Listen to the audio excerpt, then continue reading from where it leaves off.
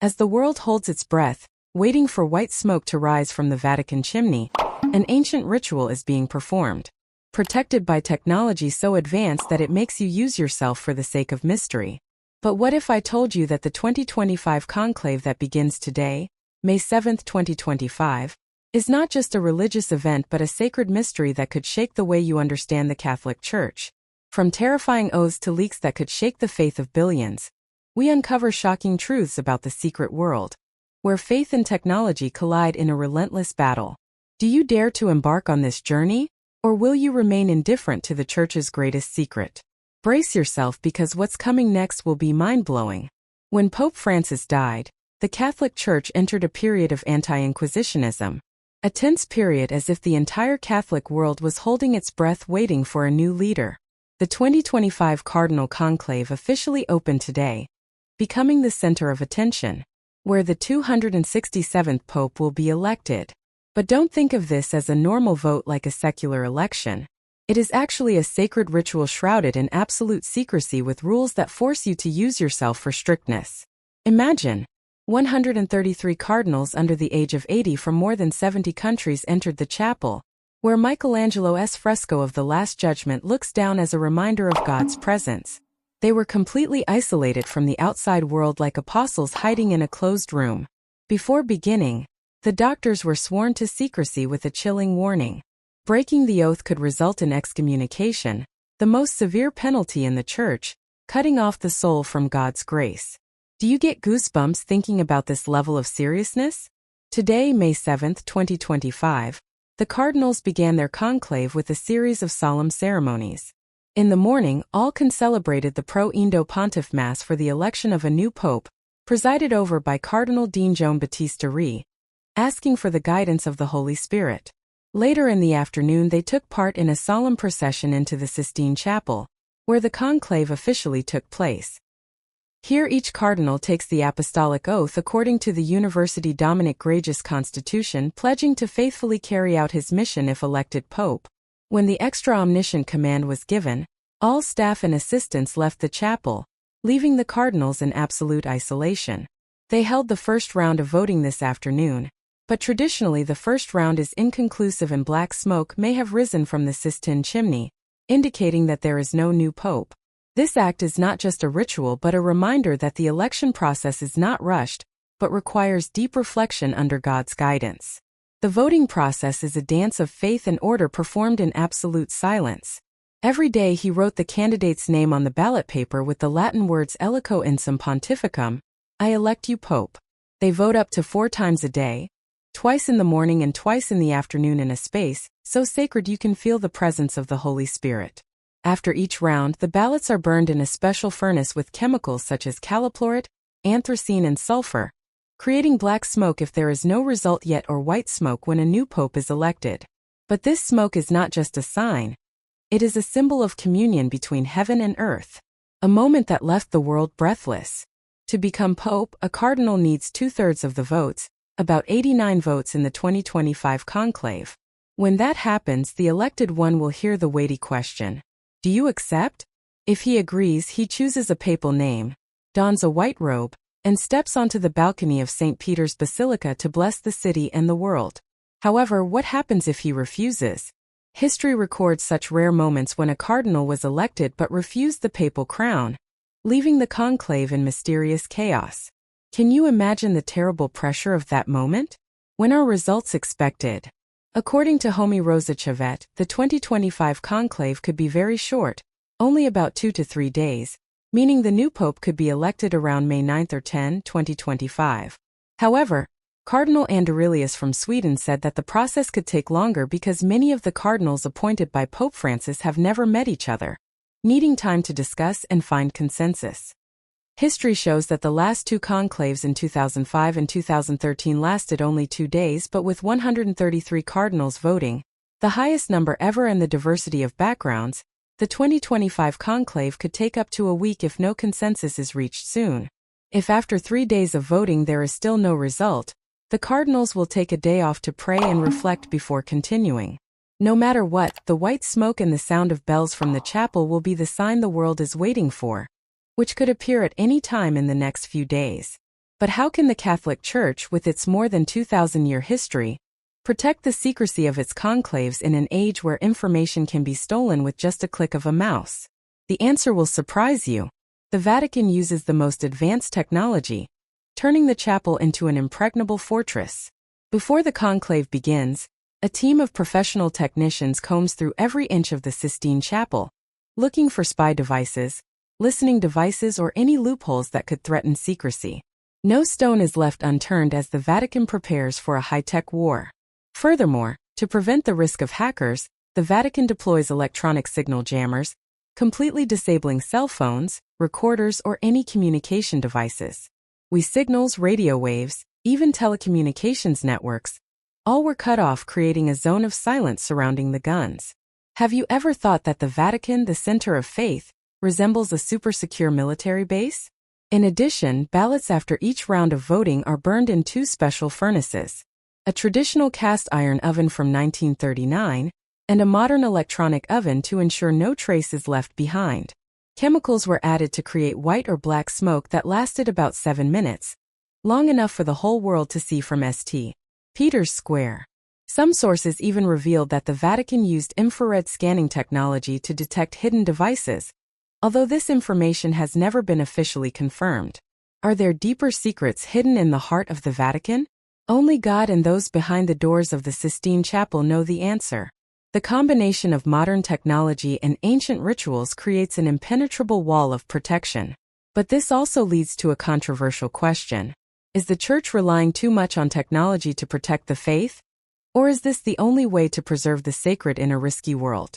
Think about it. In an age where every secret can be exposed, how can the Church stand without such measures? This question brings us to another aspect of the 2025 conclave: the historic change in the composition of the cardinalate. For the first time, Europeans no longer have a majority with only 50 seats, while Africa has 24 seats, Asia 22 seats, and Latin America 21 seats. The numbers are rising strongly. This opens up a shocking possibility. The next pope could come from Asia, Africa, or Latin America, an unprecedented turn in church history. Imagine a pope from the Philippines, Nigeria, or Argentina standing on St. Peter's balcony blessing the world. This is not only a geographical change, but also a statement about the profound globalization of the Catholic Church. But that also raises controversy. Can a non-European pope unite a church divided by theological, cultural, and political differences? Some fear that such diversity could undermine Roman tradition, while others see it as a valuable opportunity for the Church to become closer to neglected communities. What do you think? Can a pope from Asia bring a breath of fresh air, or will he face challenges beyond his capabilities? Unfortunately, Vietnam is not represented in the 2025 conclave. Two cardinals are still alive. Cardinal Joan Batista Pham Minh Man, 90, and Cardinal Pheo Nguyen Van Non, 87, are both over the age limit to vote. This absence makes us wonder if one day a Vietnamese fox doctor could participate in this sacred ritual? And if that happens, what will their voices carry to the heart of the Vatican City-State? That question is not limited to the borders of Vietnam, but also raises a larger issue. Conclave H is not only a religious ceremony, but also the focus of debate and profound reflection on the nature of faith in turbulent times. One of the questions that many people are wondering is why the Church still keeps absolute secrecy around the honeymoon. Some argue that transparency will help the Church become closer to its believers, especially in an age when information can be transmitted in an instant. But the Vatican doesn't think so. The Church argues that secrecy is necessary to protect cardinals from unpredictable pressures from politics, the media, and underground forces that want to manipulate election results. Just imagine if the world knew who each vote fell into. Would the cardinals still be free enough to listen to their inner calling, the whisper of the Holy Spirit, or would they be caught up in the power game, the worldly calculations that cover the backstage? What do you think? Should the Church move toward greater openness, or is it precisely this secrecy that makes the surface of rest so majestic and sacred? Not stopping there, the Vatican's use of high technology is also a controversial topic. The deployment of signal jammers, state-of-the-art security scanners, and even suspected use of infrared scanning technology has many asking, is the Church going too far in relying on technology, losing the spirit of its original, simple faith? Or is this remarkable wisdom, a living image of the ability to adapt to protect the sacred mission in an age where risks come from all sides. These questions do not have easy answers, but they force us to stop and reflect. In a world full of turmoil and instability, can faith survive without the protection of technology? And if the Church does not deploy such measures, can the sacred secrets of the conclave be exposed, shaking the faith of billions of believers? Finally, the increasing diversity in the composition of the cardinals also opens a new chapter for the Church that is promising but not without challenges. A pope from Asia or Africa may bring a breath of fresh air, but will also face difficult problems. How to reconcile different theological, cultural, and pastoral traditions. Is the Catholic Church, which was born and developed in the West, ready for an exodus from Rome to the world and then from the world back to the center? Imagine an Asian pope stepping out onto St. Peter's balcony with arms outstretched calling for peace, charity, and justice in an age of division and war. Will he be welcomed as a prophet, or will he face suspicion because he does not have a Roman appearance? That question is not just for the cardinals in the conclave but for every Catholic. What face do you want your church to have in the future? The conclave is not just a process of selecting the supreme leader of the Catholic Church. It is also a symbol of unity, of steadfast faith, of a tradition that lasts more than 2,000 years. In the sacred space of the Sistine Chapel, under the stern and judgmental gaze of Michelangelo's Last Judgment, the cardinals are not simply voting, they are praying, listening, asking for the guidance of the Holy Spirit, the one who guides the Church through the storms of history. Every vote, every puff of white or black smoke, is a testimony to the hope that no matter what crisis, controversy, or challenge the Church faces, its spiritual foundations will always survive and be preserved. But the secret conference also poses a question to each of us. What do you understand about your faith? When the white smoke rises from the chapel chimney, what do you feel? Joy, hope, or a quiet worry that the Church is facing unpredictable turns? And more deeply, are you willing to embark on a journey of faith discovery to better understand the rituals and values that shape your own spiritual life? In a world where information can be stolen with the click of a mouse, where trust can be bent by waves of skepticism, the 2025 conclave is living proof that the sacred can and must be protected. But in defense of that, would you dare to ask what is really going on behind the locked doors of the chapel, and what can you as a Catholic do to keep your faith in these turbulent times? The conclave is not just the story of cardinals in red, it is the story of every believer, an invitation to look at our place in the universal Church. We have just taken a magical journey from the closed doors of the Vatican to the high technology that has transformed it into an impregnable fortress. The 2025 conclave is not just a historic event, it is a story of faith, of resilience, of sacred secrets that has the world silent in anticipation.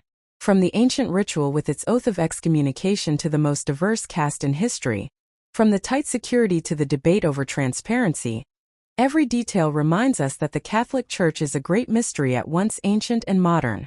So what do you think? Is the secrecy of the conclave a bulwark against the sacred, or a veil that conceals the cracks that need to be faced? When the new pope stepped out onto St. Peter's balcony, will you welcome him with joy, or with concern for the challenges ahead? Don't let the journey stop here. Please share your thoughts. You wish the Church would be more transparent. Continue to keep sacred secrets as part of your identity. Please continue to pray for the cardinals who are charged with listening to the call of the Holy Spirit. Because in every question you dare to ask, you are taking a step closer to God.